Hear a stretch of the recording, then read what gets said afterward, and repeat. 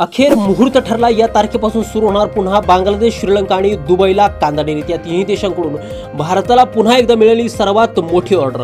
कांदा दर नवीन वर्षामध्ये जाणार 5,000 रुपयांच्या पार. सध्या लाल कांद्याचा हंगाम हा जोरदार सुरू असून लाल कांद्याला सध्या त्या ठिकाणी 3,000 ते 3,500 रुपयाच्या दरम्यान बाजारभाव मिळतोय. आणि याच पार्श्वभूमीवरती त्या ठिकाणी जर का आपण बघितलं तर त्या ठिकाणी लाल कांद्याला हे दर हे आता त्या ठिकाणी टिकून आहेत.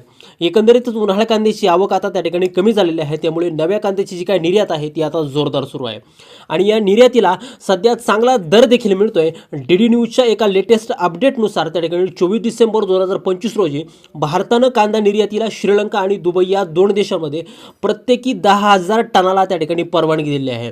आणि यामुळं ही निर्यात आता त्या ठिकाणी नवीन वर्षामध्ये नवीन दमाने त्या ठिकाणी सुरू होणार आहे. आणि यामुळे कांद्याचे बाजारभाव हे नवीन वर्षामध्ये त्या ठिकाणी कडाडू शकतात असं बाजारभाव व्यावसायिकांचं म्हणणं आहे. त्यामुळं येत्या नवीन वर्षामध्ये कांद्याला 5,000 रुपये दर मिळणार का याविषयी सविस्तर अपडेट व्हिडिओच्या माध्यमातून आपण जाणून घेणार आहोत. त्यामुळे व्हिडिओ अगदी शेवटपर्यंत काळजीपूर्वक आणि चॅनलवरती नवीन असा चॅनल सबस्क्राईब देखील करा. शेतकरी बंधूंनो, सध्या कांद्याचे बाजारभाव जर आपण पाहिले तर ते मागणी आणि पुरवठा या एकाच गणितावरती त्या ठिकाणी अवलंबून असतात. एकंदरीतच राज्यामध्ये कांद्याचं लागवड क्षेत्र किती आहे, कांद्याची मार्केटमध्ये आवक किती होते, कांद्याची निर्यात किती होते आणि यातून परकीय चलन राज्यामध्ये परिणामी देशामध्ये किती होते, या सर्व गोष्टींवरती कांद्याचे बाजारभाव हे त्या ठिकाणी अवलंबून असतात.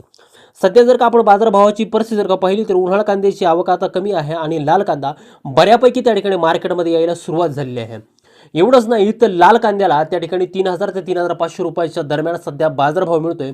हा बाजारभाव राज्यातील ज्या प्रमुख बाजार समिती आहे, मग त्यामध्ये लासलगाव असेल, सोलापूर असेल, पिंपळगाव, बसवंत असेल, या ठिकाणी पुण्याची गुलटेकडी मार्केट असेल, मुंबईचं वाशी मार्केट असेल, अशा बाजार समित्यांमध्ये त्या ठिकाणी लाल कांद्याला चांगला बाजारभाव मिळतोय. शिवाय उन्हाळ कांद्याची जी काही आवक आहे ती आता कमी झाली आहे, परंतु उन्हाळ कांद्याला देखील जवळपास 22 ते 25 रुपये प्रति किलोपर्यंत त्या ठिकाणी दर मिळतोय. एकंदरीतच डीडी न्यूजच्या एका लेटेस्ट अपडेटनुसार भारत सरकारनं आता त्या ठिकाणी दुबई आणि श्रीलंका या देशांमध्ये कांदा निर्यातीसाठी प्रत्येकी त्या ठिकाणी 10,000 टनांची परवानगी ही त्या ठिकाणी 24 डिसेंबरला दिलेली आहे. आणि येत्या नवीन वर्षामध्ये ही जी काही निर्यात आहे ही आता त्या ठिकाणी पूर्ववत होऊन एकंदरीतच ही जी काही निर्यात आहे ही आता दोन्ही देशांमध्ये त्या ठिकाणी सुरळीत होणार आहे.